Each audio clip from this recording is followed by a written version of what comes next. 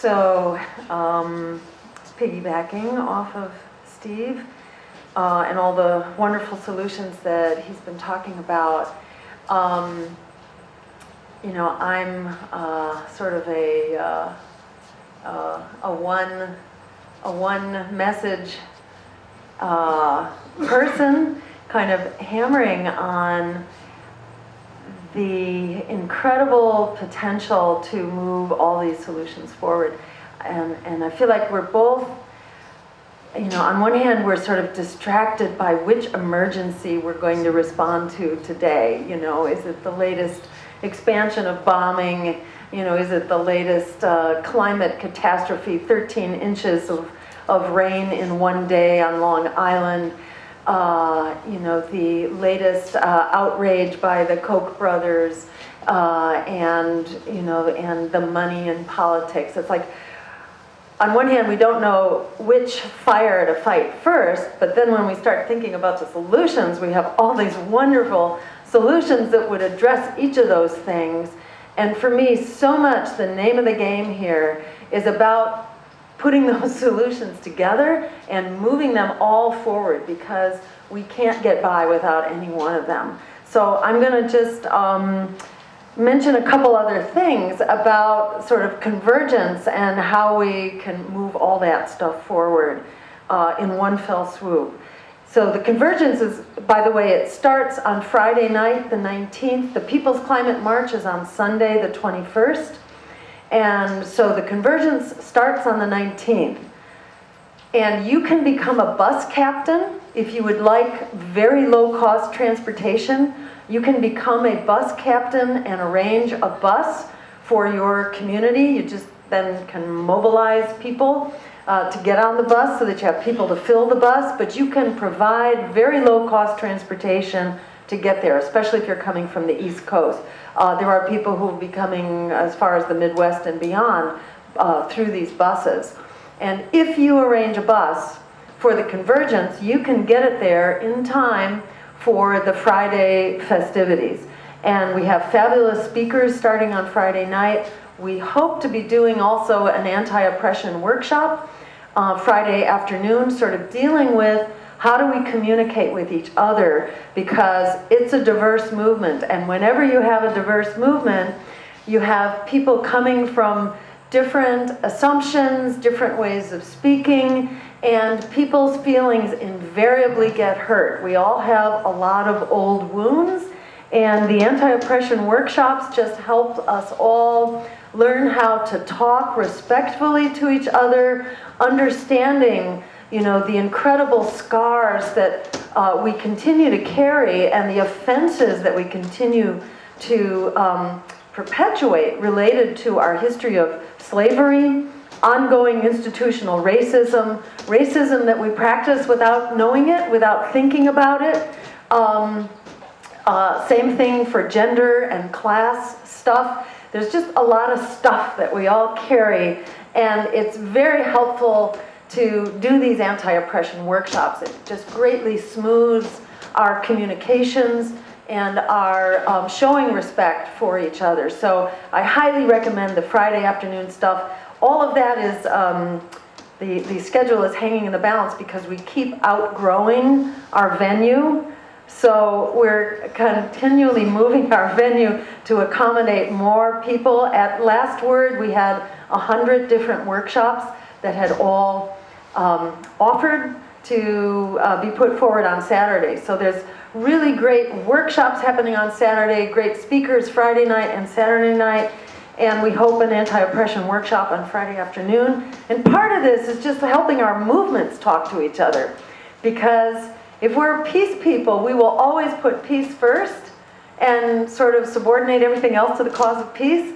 And likewise, if we're climate people, we will put climate in the predominant role, and we will subordinate everything else to that. And we're trying to remind people that we're talking all to each other, to recognize that these are all absolutely essential struggles if we're going to get out of here alive. And we never want to mention one without mentioning the other. This is all about people, planet, and peace over profit, changing the system so that all of these solutions can flourish. So that will get special attention in the anti-oppression workshop. Some of the speakers that we have coming, Vandana Shiva, who is sort of a major proponent of anti-globalization, WTO, World Bank, etc., kind of the corporate rule and the neoliberal agenda that is assaulting us world over, and also an amazing proponent of food sovereignty and security. She will be there speaking. If you follow hip-hop music, Immortal Technique will be there, who is sort of the rage among young people. He is a Peruvian immigrant himself who grew up in Harlem and very much speaks the language of the street, but is incredibly politically savvy and politically active, and is bringing his fans along with him into political activism. Oscar Oliveira, who was the major organizing in the water wars in Bolivia and Cochabamba. Water is being privatized, as you may know, like our land and our atmosphere and everything else. But Bolivia was one of the first communities that really stood up to say to Bechtel, in fact, no, water is a human right. You cannot own our water and make it illegal for us to collect rainwater. Can you imagine the attitude of Bechtel and the power brokers in Bolivia that were actually making it illegal to collect rainwater? So there were riots. There were hundreds of thousands of people out in the streets, and they succeeded. They evicted Bechtel. They told them good riddance. They broke the contract, and they got rid of them. So that all happened under Oscar Oliveira, his organizing.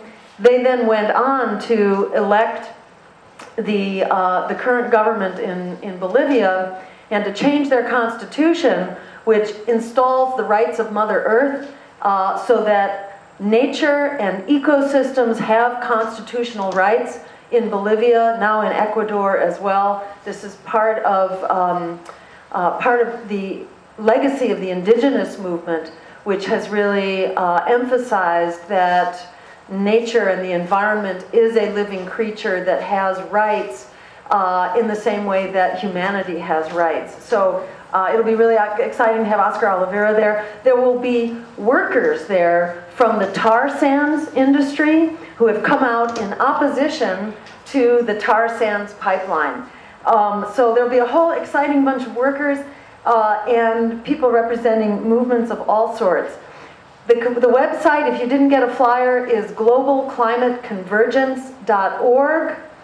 You can also go to convergeforclimate.org to find out more about the convergence and the events in New York. And I'll end with just very quickly the prophecy that was shared with us at the very first meeting of the convergence by Sherry Mitchell, who is the Penobscot Indian organizer. And she shared with us, you know, we were all going around this circle saying what we thought about convergence from the point of view of our own movements. So here she was as a Penobscot Indian saying what she thought about convergence. And what she had to say was, this tells me that the prophecy, and it was of a Navajo leader, but she was sharing this as a Penobscot who had been taught the Navajo prophecy. She says, this prophecy has come to pass.